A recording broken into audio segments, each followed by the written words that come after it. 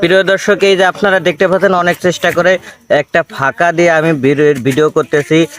এই যে সেই বন বিড়ালটা এটা বের হওয়ার জন্য খুবই মানে চেষ্টা করতেছে, নিজেকে বাঁচানোর জন্য চেষ্টা করতেছে, কিন্তু আসলে এটা আর সম্ভব না কোনোভাবেই।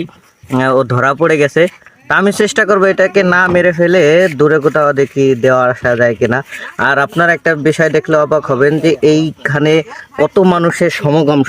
এই যে এখানে যত মানুষ দেখতেছেন সবাই কিন্তু এগুলো দেখার জন্য ছুটে আসছে দূর দূরান্ত থেকে।